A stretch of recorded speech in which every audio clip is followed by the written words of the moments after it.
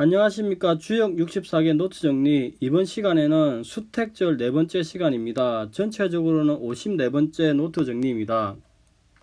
이번 시간에는 이제 남은 9, 5와 상륙에 대해서 한번 알아보겠습니다. 자, 먼저 한자를 같이 한번 보겠습니다. 감절길, 왕유상, 절제를 달갑게 하니 길하니 가면 숭상함을 얻으리라. 상활, 감절지길 거위중야. 절제를 달갑게 하여 길하다는 것은 자리가 중에 머무르고 있음이니라. 이렇게 이야기합니다. 자, 기본적으로 이 오위는 양강의 자리로서 중정이죠. 중정. 즉 구어의 정은 발음을 얻고 존위의 자리이다. 그리고 감의 험난함의 한가운데 있으니 기꺼이 어려움을 감수한다. 이렇게 이야기합니다. 그래서 우리가 절제를 달갑게 한다는 말이 조금 직관적으로 와닿지는 않죠. 근데 이제 이를 마음에서 기꺼이 원하여 하는 절제니 기라고 계속 나아가면은 반드시 높임을 받는다고 일반적으로 설명을 합니다. 근데 우리가 한자 감을 이제 달콤함을 말하는데 절제를 하는 데 있어서 기꺼이 받아들여서 하니까 이것을 달콤한 절제라고 이야기하는 것인지 아니면 달콤함에 빠지는 것을 경계하는 절제인지 조금 다르게 볼 여지도 있는 거죠. 다산 선생님은 후자 입장입니다. 달갑게 절제한다는 의미가 기꺼이 절제한다고 하면은 충분히 이해가 가는데 절제를 달갑게 한다는 말은 직관적으로 이해가 오지 않는 것은 사실인 것 같습니다. 자, 이 부분도 효를 받았을 때 조금 더 향후에 고민해야 될 지점이라고 생각이 듭니다. 다음은 상륙에 대해서 보겠습니다. 고절 정흉 회망. 상륙은 쓴 마디이니 고주면 흉하고 뉘우치면 흉함이 없으리라. 고절 정흉 기도궁야. 고절이니 고자도 흉하다는 것은 그 도가 기도궁야 막힘이니라. 이렇게입니다. 기본적으로 고절은 절제를 고통으로 여긴다고 이야기했죠.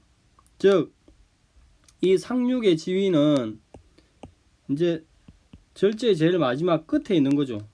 그래서 상계는 상계수의 험난함의 제일 위에 있고 음효로서 발음 위치에 있지만 절개가 끝나는 막바지 절이 끝나는 시기라고 이야기합니다.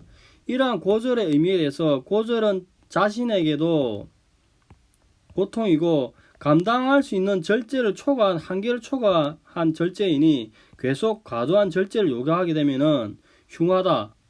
이런 상태에서 회망, 정지하면은 후회가 사라진다고 이야기합니다. 그러면 이것이 일반적인 설명이고 다산의 설명에 대해서 같이 보겠습니다. 자, 한자를 먼저 보겠습니다. 감절길 왕유상. 감미로움에 탐닉하는 것을 절제하는 것이 길할 것이다. 백성들을 영도하러 가면은 숭상함이 있을 것이다. 이렇게 이야기합니다. 상활, 감점지길 거위중야. 상활, 감미로움에 탐닉하는 것은 절제하니 길한 것은 그 머무르는 지위가 중위에 있기 때문이다. 이렇게 이야기합니다. 그럼 물상을 한번 도출해 보겠습니다. 자, 수택절 본계가 있는데 이 본계는 지천태 본계의 모계로부터 왔습니다. 근데 이 1200개 추위상 그전 지천태 이전에는 지택임이죠. 여기가 지택임인데 지택임을 보면은 상계가 곤의 흙이 있어서 달달한 흙이죠. 흙. 그 다음에 하계 하옥계는 진의 곡식이 있어서 달콤함이 있죠. 여기에 학계가 태니까 먹어 들어가는 입이 있죠. 그래서 기본적으로 이렇게 추위를 하게 되면은 곤의 땅이 달달함이 있으니까 양강이 계속 침투를 하면서 먹어 들어가는 거죠. 곤의 달달함을 탐닉을 하는 거죠. 즉 설명을 보면은 임계로부터 추위를 계속 나아가다 보면은 그 단맛을 절제하지 못해서 장차 곤의 땅을 모두 먹어버리게 되는 상황이 있습니다. 그래서 이때 절제가 필요하다고 이야기하는 거죠. 즉 이런 수택절의 본계의 상은 지천태란 본계의 목에서 왔는데 이렇게 상계인 곤이 아까 이렇게 12벽계 추위상 12벽계 추위를 하면은 곤의 땅을 계속 먹어 들어가니까 추위를 하게 되면은 결국에 이제 간의 거침이 있고 절제의 상이 있고 감의 절제가 있고 간의 거침이 있으니 절제의 거침, 감절의 형상이 나온다고 합니다. 그리고 왕유상은 감은 숭상함을 얻을 것이다 이렇게 하는 것은 3위가 5위로 가면은 5강이 중정을 얻는 거죠. 그래서 가면 숭상함을 얻을 것이다 이렇게 이야기하는 것입니다. 자, 한 번 더 글을 읽어보겠습니다.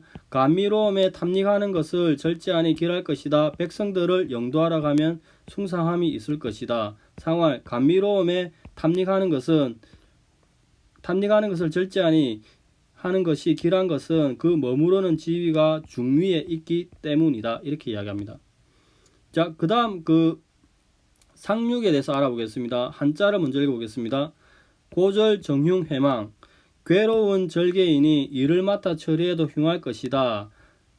변화가 있더라도 회망 다시 본래의 상태를 회복하는 것이니 바뀌는 것이 없어질 것이다. 상활 고절 정흉 기도 궁야 고절 정흉이라 한 것은 그 도가 궁야 궁색하기 때문이다. 이렇게 이야기합니다. 그러면 고절 정흉의 상을 보면은 자 기본적으로 수택절의 본계가 있죠. 본계가 있는데 상륙이 효변을 하게 되면은 지계가 이렇게 풍택중부가 되는데 풍택중부의 전체 큰 상은 대리죠. 대리 불이죠. 불맛은 쓴맛이죠. 고통이죠. 그리고 중북의 자체에는 그 감의 일도 없습니다. 일하는 상이 없으니까 일을 맡아 처리해도 흉하다 이런 상을 도출해내는 것입니다. 회망은 결국에 변화가 있더라도 결국 바뀐 것이 없다. 원상태라는 이야기죠. 유순한 성질의 변화가 없다고 상을 도출하는데 수택절의 본계가 있습니다. 이 수택절의 본계는 이렇게 본계의 모계인 지천태로 왔죠. 근데 지천태의 상계 고는 유순함을 의미하죠. 근데 이제 본계가 되었다가 다시 그 상륙이 효변하면은 이렇게 전체가 풍택중부가 되는데 풍택중부의 상계 순은 이렇게 순이 나오는 거죠. 손이 나오는 게 손이 나오는데 손도 유순함을 의미합니다. 그래서 기본적으로 이렇게 결국에는 양자가 유순함을 의미하니까 변화가 없다고 이야기하는 거죠. 변이 없다 이렇게 합니다. 그러니까 회망이라고 이야기합니다. 그다음 그 도가 궁하다는 것은 이제 수택절의 본계가 이렇게 있으면 수택절의 본계는 지천태의 본계의 모계로부터 왔죠. 근데 수택절 본계 이 안에서는 간의 산이 있어서 미혹함에 빠져 있죠. 즉 간의 길은 미혹한데 상계가 감의 통함이 있다 하더라도 결국에는 상륙이 효변하면은 음이 강으로 결국 이렇게 되니까 막히는 거죠. 즉 막힘의 상이 나온다 이렇게 이야기합니다. 그래서 효변을 하여서 전체가 풍택중부가 되면은 상계의 강이 이렇게 막히게 되니까 그 도가 결국 궁하게 된다 이런 설명하는 것입니다. 즉 글을 한번 읽어보겠습니다. 괴로운 절개인이 일을 맡아 처리해도 흉할 것이다. 변화가 있더라도 다시 본래의 상태를 회복할 것이니 바뀐 것은 결국 없어질 것이다. 상활 고절 정흉이라고 한 것은 그 도가 궁색하기 때문이다. 이렇게 이야기합니다. 자, 오늘 이 시간까지 수택절에 대해서 이제 전체를 알아보았습니다. 조금 한자가 안절 이런 거 한자만 있는 경우에 조금 어렵죠. 그래 고절도 어렵고 그냥 달갑게 절제한다 이 말도 조금 어렵죠. 이 부분은 향후에 이제 효를 받았을 때 조금 더 고민해야 될 지점이고 이건 숙제로 남기고 또 다음 그 61번째 개를 또 같이 공부하면서 계속 나아가야 할 것 같습니다. 자, 오늘은 여기까지 하겠습니다. 감사합니다. 좋은 하루 되십시오.